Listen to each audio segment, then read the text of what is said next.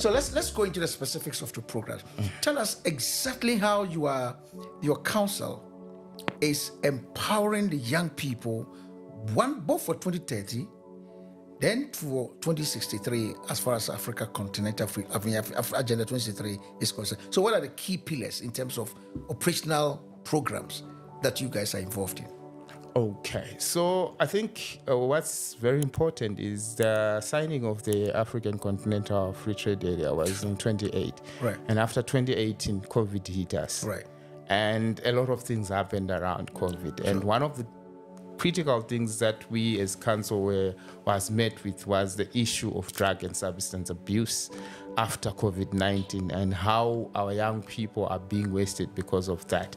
So what we've done is we also approached the government of Zimbabwe to say that of those that were hardest hit by COVID-19, it was the young businesses. So what we did was we then carried out a survey, and we observed that young people were highly informalized in terms of operating their business. And one of the key programs that we sought out to do after COVID-19 was to ensure that young businesses were formalized. So we partnered with the Department of Companies and Deeds to try and formalize young business, because before we even invite investors, even from the African Free Continental Traders, I think what they would want to see is how organized the young people are. So for as long as they are operating their business in an unformalized way, no one will take serious that kind of business. So what we wanted to ensure was to make sure that the young people's businesses and enterprises were formalized. So what we have done is we've gone all out in terms of making sure that they register their business at a subsidized rate. We've also introduced to them what we call Tax Wednesday, where we bring the revenue authorities to come and try and teach young people that they play a critical role in terms of revenue collection for the nation. So they should be their businesses should be tax compliant. But other than that, what you find is as a nation in Africa, we are besought with a lot of problems that emanate in the country. Young people lack skills. Young people, as I've said, are highly informal. They lack training. They lack financing. So some of our programs, as the Youth Council, being the channel that then gives government and tell government the issues of young people, is to make sure that all those issues are addressed. So what you would want to know maybe is maybe we are the only African country where we have advocated to government to have a bank that is specifically for young people.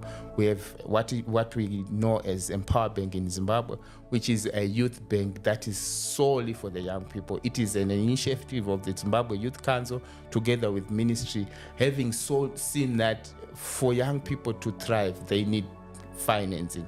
So there's a bank that is responsible for young people. Is it already in operation, the bank? Yes, it's operating.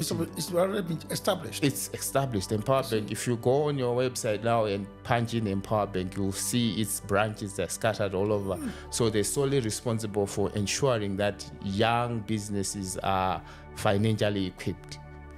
So that is one of the programs that we have come out, and we are also in the process of bringing a lot of stakeholders. What you would know is youth issues are not just government issues. We need to bring a number of stakeholders in terms of addressing. So we have partnered entities like Old Mutual in terms of skilling the young people. Recently, they had a value creation competition, which we are trying to also see where we can plug in to say the startups for young people, how can they be funded? So Old Mutual, being a financial guru, will come in terms of also financing and augment the efforts that are already being done by banks like the Empower Bank.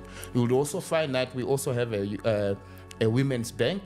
So those that are between 15 and 35 that are women can also approach the women's bank. So we have created that sort of value chain and sort of pool of resources to ensure that young people's startups are well financed.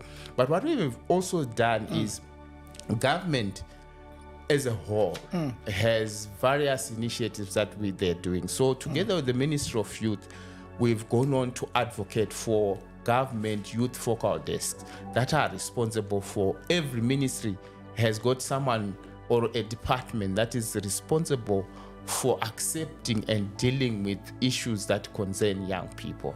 So if you go to the Ministry of Mines now, there is a desk that is set aside where young people can go and download the empowerment initiatives that lies with the Ministry of so this has been an initiative of the Youth Council, but also on a participation role, one of our flagship programs is the Junior Parliament, where we bring in the young people, give them a platform to converse and share ideas with their senior counterparts. So the Zimbabwean model of the Junior Parliament is a replica of the Senior Parliament, which is officially opened by His Excellency every year.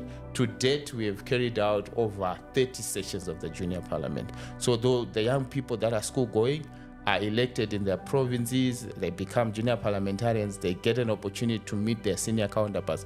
What this does is it helps us as a way of grooming them. Yeah, grooming them and also getting the issues that affect the young people in their day-to-day living. So those are some of the projects that we are doing as a Youth Council. With UNICEF, we have recently started a program which is known as the Second Chance, where we say that those that would have not excelled, what is it that we can do in terms of giving them a second chance? Up and above that, the ministry which we report to also superintends over 48 vocational training centers that then gives skills of various sorts to the young people. Interesting.